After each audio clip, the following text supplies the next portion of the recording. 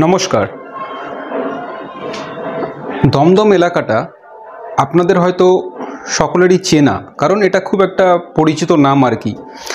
এবং আমরা জানি আরও পরিচিত ব্যাপারটা দাঁড়ায়, কারণ হচ্ছে কলকাতা এয়ারপোর্ট, যেটাকে অনেক সময় দমদম এয়ারপোর্ট আমরা বলে থাকি। তো সেই জন্য এই এরিয়াটার একটা পরিচিতি আছে কম বেশি সবার কাছেই।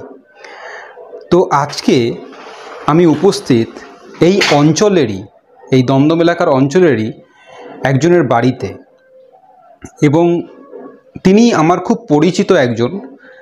এবং শুধু তাই নয়, আমাদের অনেকেরই মতন তিনিও একজন স্যারের স্টুডেন্ট এবং একজন ফাইটার। এবং যদি তার সম্বন্ধে বলি, আমি একটা জিনিসই বলতে চাই, সেটা হচ্ছে তার মধ্যে একটা ডিফারেন্ট কাইন্ড অফ ডেডিকেশনস আছে, যেটা অলরেডি তিনি প্রমাণ করেছেন। কারণ জীবনে তো অনেক রকমেরই আমাদের সমস্যা, সেটা নর্মাল, জীবন চলতে গেলে বাধা আসবেই। কিন্তু আকস্মিক বাধা কী করে মানুষকে ভেঙে ফেলে অনেক পরিস্থিতির মধ্যে, সেটা কিন্তু আমাদের সকলেরই জানা এবং আমরা সেটা বোধ করি আর কি। তো সেই জায়গাটায় দাঁড়িয়ে এই যে আমরা তার সঙ্গে কথা বলবো, তার জীবনযাত্রা সম্বন্ধে জানবো, এবং তার সে কেরম আছে, কতটা ভালো আছে, আদৌ কি ভালো আছে, তো সেটা বোঝার যখন চেষ্টা করব, এটা ডেফিনেটলি আপনাদের মধ্যে সবার মধ্যে একটা কৌতূহল থেকেই যাবে, বা বোঝার চেষ্টা আপনাদের হয়েই থাকবে যে এই আকস্মিক বাধা থেকে তিনি কিভাবে হার্ট অ্যান্ড সোল একটা মানসিকতার মধ্যে থেকে অতিক্রম করলেন, এবং সেখানে সায়েন্টিফিক অ্যাস্ট্রোলজি যে কীভাবে গুরুত্বপূর্ণ ভূমিকা পালন করেছে, সেক্ষেত্রে তিনিই তখন হয়তো আপনাদেরকে বলতে পারবেন ইন ডিটেল, কারণ এই অভিজ্ঞতাটা সম্পূর্ণ ওনারই, এটা আমাদের কারোর অভিজ্ঞতা না। সুতরাং আজকে এইখানে এসে ওনাদের সঙ্গে এই যে একটা পুরো দিন থাকবো, কথা বলবো, আড্ডা হবে, মজা হবে, এবং প্রকৃতপক্ষে তার জীবনযাত্রা সম্বন্ধে এবং নানা রকম স্ট্রাগলকে অতিক্রম করার মাধ্যমে তিনি কীভাবে এগিয়ে চলেছেন সেটা সম্বন্ধে যখন জানবো, তখন বুঝতে পারবো তার যে কর্মের প্রতি যে ভালোবাসা, ডেডিকেশনস, এবং সেখানে এই তার পিছন থেকে, সবার পিছন থেকেই সায়েন্টিফিক অ্যাস্ট্রোলজি যে দিশা দেখিয়ে দিচ্ছে, সেটা কিভাবে প্রতিফলিত হচ্ছে তার লাইফে এবং সে এগিয়ে চলেছে। তো চলুন তাদের সঙ্গে এবার কথা বলবো আর আমরা এগিয়ে যাব। তো তার আগে আমার তরফ থেকে স্যারকে শতকোটি প্রণাম, এবং স্যারের আশীর্বাদ নিয়েই, আপনাদেরকে সঙ্গে নিয়েই আজকে আমরা এগিয়ে যাব। নমস্কার, আমি দমদম থেকে সুরজিৎ সাহা বলছি। আমি আমার পথপ্রদর্শক বা গুরু একজনকে আমি মানি, সে হচ্ছে স্যার সুমন্তজি চৌধুরী। নমস্কার, আমি সুমা সাহা, আমি মিস্টার সুরজিৎ সাহার ওয়াইফ। নমস্কার, আমি স্বর্ণদীপ্ত সাহা, মিস্টার সুরজিৎ সাহার ছেলে। আমি ক্লাস 5-এ পড়ি। আমার স্কুলের নাম প্রমিলা মেমোরিয়াল অ্যাডভান্স স্কুল। আমরা সকলেই স্যার স্টুডেন্ট। আমাদের স্টোরিতে আপনাদের স্বাগত জানাই।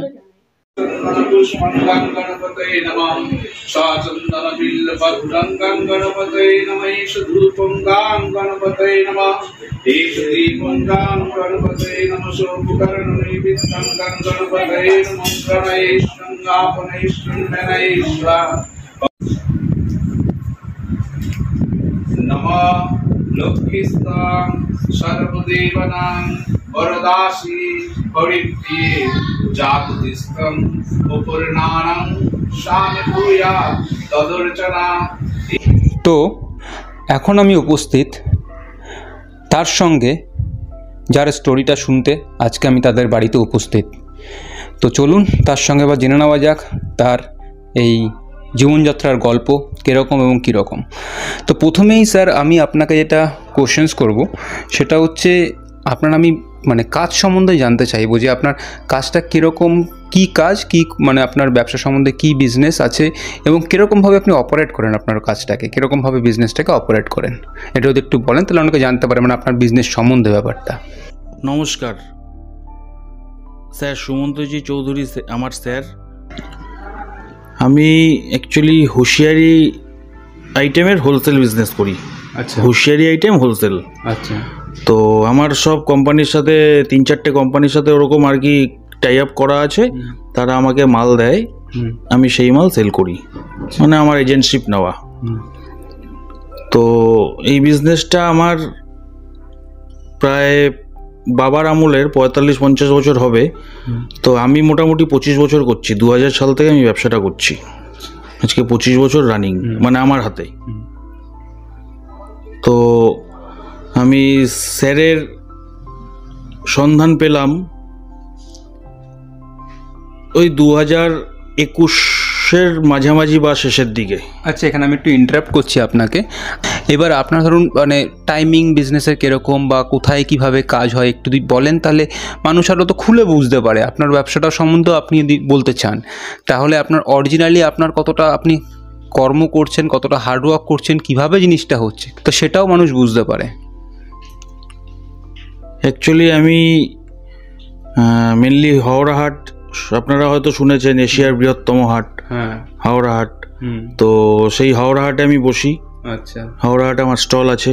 আচ্ছা, আর আমাদের এই লোকালের মধ্যে যদি বলেন তাহলে হরিষা হাট, যেটা আর কি হরিষা হাট নামে খ্যাত, সেখানেও আমার স্টল আছে, সেখানেও আমি বসি।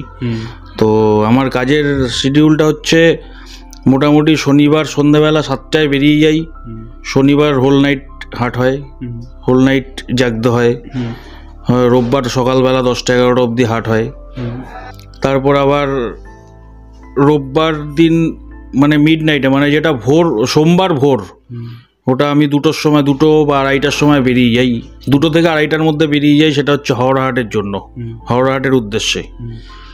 তো হাওড়া হাটের উদ্দেশ্যে বেরিয়ে যাই সোমবার ওই 2টো-2:30টার সময়, রাত 2টো-2:30টার সময় বেরিয়ে গিয়ে আস্তে আস্তে আমার অন্তত 7টা-8টা হয়ে যায়।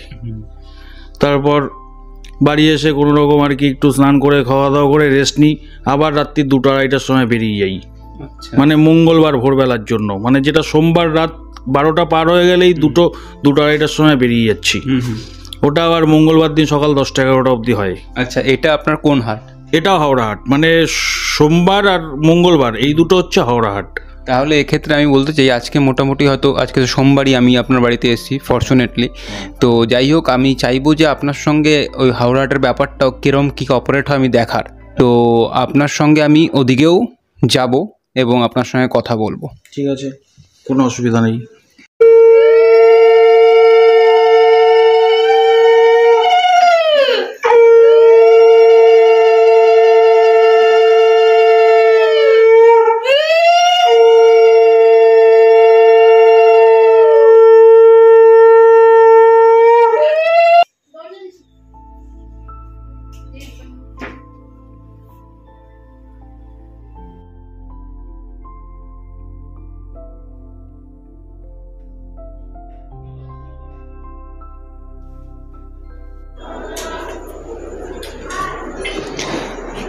আচ্ছা ম্যাডাম, আপনাকে একটা জিনিস জিজ্ঞেস করছি, সেটা হচ্ছে আপনাদের পুজোটা আমি দেখলাম, অ্যাকচুয়ালি খুবই ভালো লাগছিল। তো আমরা জানি না, তো মানে জানি না ইন টার্মস অফ অ্যাকচুয়ালি এগুলো তো মানে পরিবারের কিছু ব্যাপার থাকে, মানে পারিবারিক একটা পুজো হয় বা আপনারা করছেন একটা, সবাই বাড়িতে করে। তো পুজোটার সম্বন্ধে একটু যদি বলেন, মানে আপনাদের পুজোটা কি অনেকদিন ধরে করেন? অনেকদিন বলতে আমার শ্বশুর বাড়ির মানে পুরনো পুজো এটা। আচ্ছা, মানে আমার শ্বশুর শাশুড়ির আগের জেনারেশন থেকেই পুজোটা হয়ে আসছে, কিন্তু এইবার আমি নিজে হাতে করে পুজোটাকে মানে করলাম, পুরো নিজে হাতে করে সমস্ত কিছু গুছিয়ে এই সব কিছু পুরো মানে পুজোটা এবার করলাম। মানে অ্যারেঞ্জমেন্টে হ্যাঁ করেছি আমি। আজকে একা করেছি বলতে আগের দিন না আমি বানিয়ে রেখেছি নাড়ু মুরকি, যেগুলো বানানোর শুকনো জিনিস, সেগুলো উপোস থেকে সকালবেলা বানিয়ে রেখে দিয়েছি সব। ঠাকুরের বাসনেই এখানে এই ঠাকুর ঘরেই বসে এগুলো বানিয়ে দিয়েছি। আজকে সকাল থেকে সব মায়ের সাজানো গোছানো, ফল থেকে শুরু করে লুচি সুজি মানে সমস্ত কিছু গুছিয়ে এই আজকে আমি পরিপাটি করে পুজোটা দিলাম।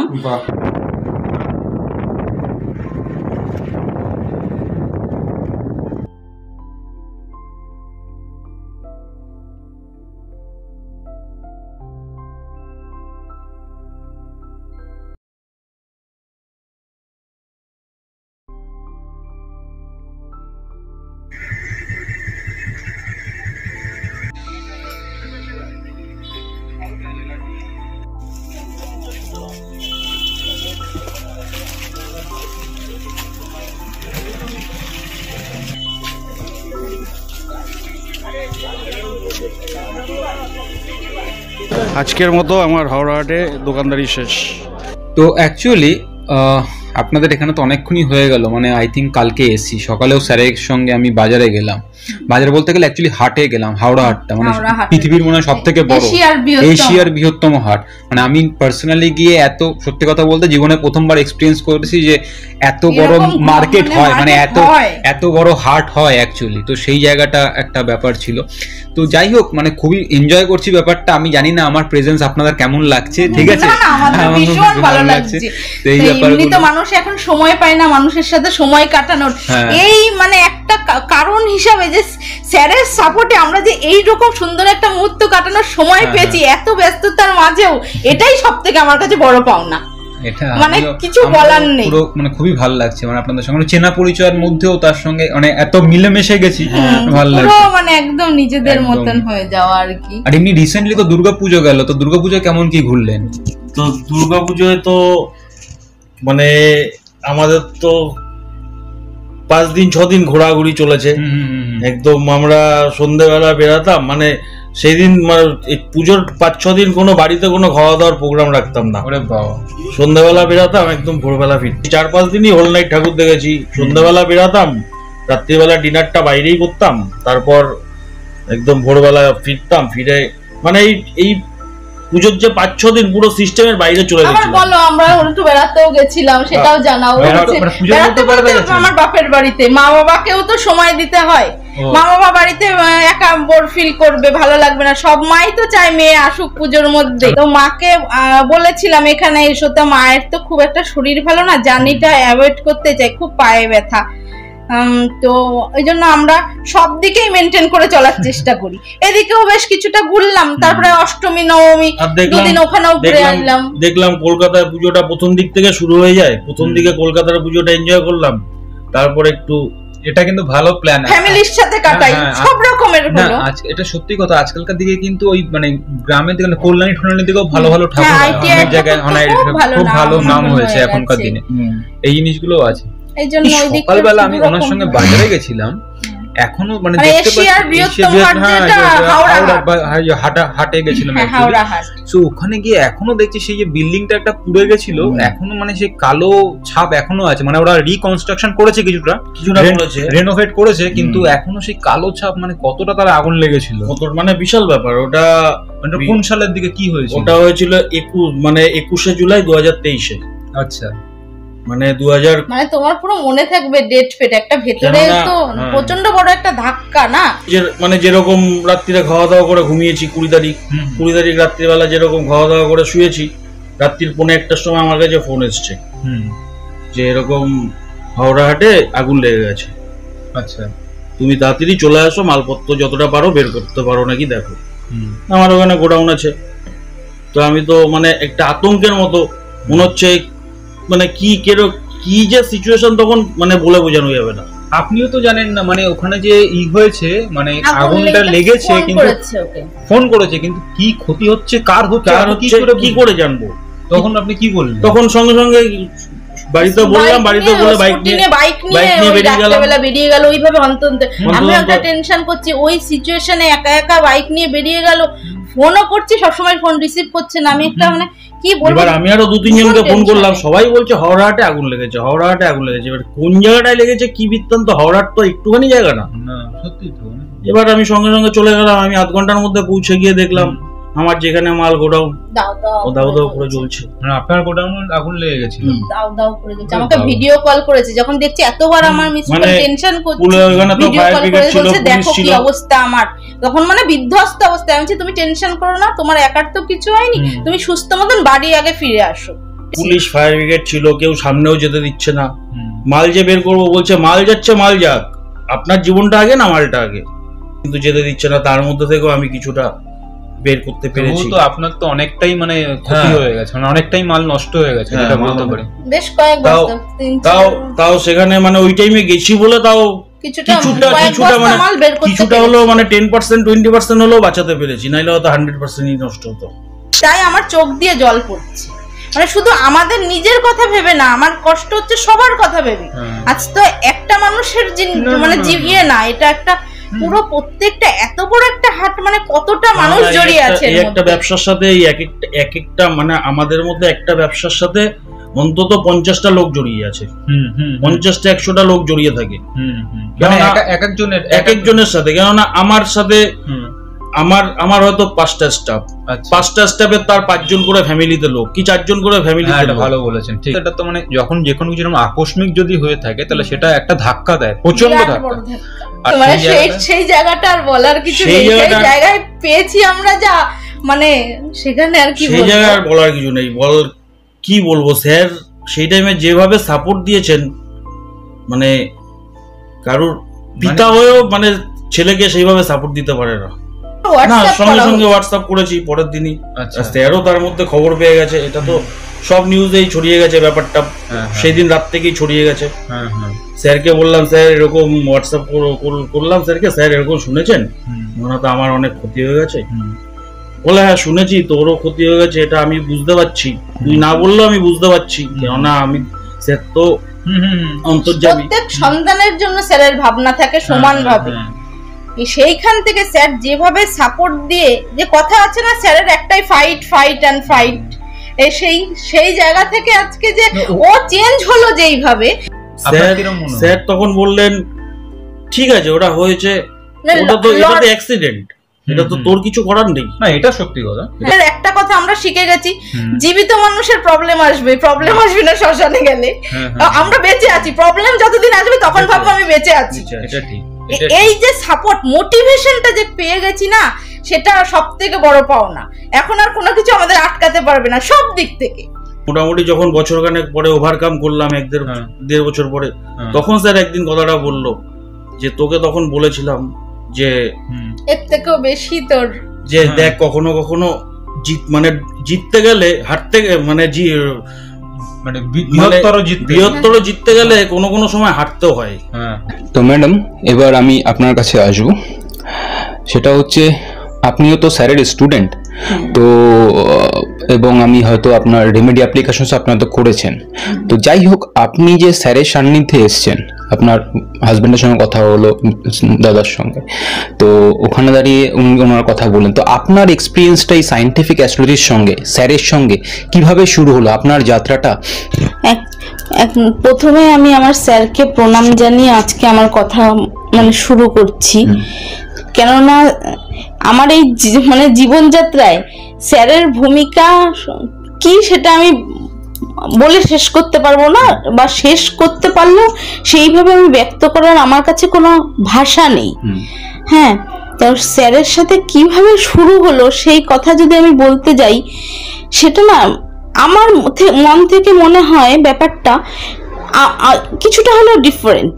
কেননা স্যার কিন্তু মানুষের কাছে কিভাবে আসে, পজিটিভ ওয়েতে আসে। এটাই, এই যে আজকে আমি বলছি বা আমার কথাটা শুনবে যে আমার রিলেটিভ আছে, বা না তাই তো ওর এরকম হয়েছে, বা তাহলে দেখি তো, এই যে একটা আমার কাছে কিন্তু স্যার এইভাবে ধরা পড়েনি। স্যার আমার কাছে সম্পূর্ণ নেগেটিভ ওয়েতে এসেছিল। মানে আমি যার থেকে একজনের থেকে ইনফরমেশন পাই, আমি অ্যাকচুয়ালি না টিভিতে অতটা দেখার সেভাবে সময় পাই না, একটা নেই, টিভিতে খুব একটা দেখি না। এবার টিভিতে তো স্যার ভিশনে বসে, বা ভিশনে মানে স্যারের প্রোগ্রাম শো করা হয়, তো উনি এরকম দেখেছেন স্যারের প্রোগ্রাম, দেখে সে আমাকে বলছে জানো এরকম একজন অ্যাস্ট্রোলজার বসে, কি বকাবকি করে, কি রাগ, মানুষকে যা তা বলে, এরকম মানে আপনাকে এসে একজন এসে গল্প করছে, এইরকম ঘটনাটা ঘটেছে, এরকম না খুব রাগারাগি করে, কেমন বাবা মানুষের মুখের উপর জাত নয় তা বলে দেয়। তখন আমি বললাম কি অ্যাস্ট্রোলজার এরকম করে, এরকম বলে, কি নাম গো? তখন স্যারের নামটা বললো। আমি তখন নিজের থেকে বললাম এখনকার দিনে তো টিভিতে যা হয়, ইউটিউবে তার কিছু না কিছু থাকে, দেখি না আমি এরকম নামটা লিখি। আমি কিন্তু তখন স্যারের চ্যানেলের নামও জানি না, হলো 2021-এর কথা বলছি। তখন স্যারের নামটা উনি যখন এরকম বলছে, দাও কি জি যেন সুমন্ত জি আনছে, এরকম আমার নাম হয় নাকি, ঠিক এইরকম মানে পুরো রিয়েলি যেটা আমার সাথে হয়েছে আমি বলছি। তখন আমি সুমন্ত জি বলে এরকম যেই সার্চ করেছি, স্যারের ছবিটা এটা এসে গেছে প্রোফাইলটা।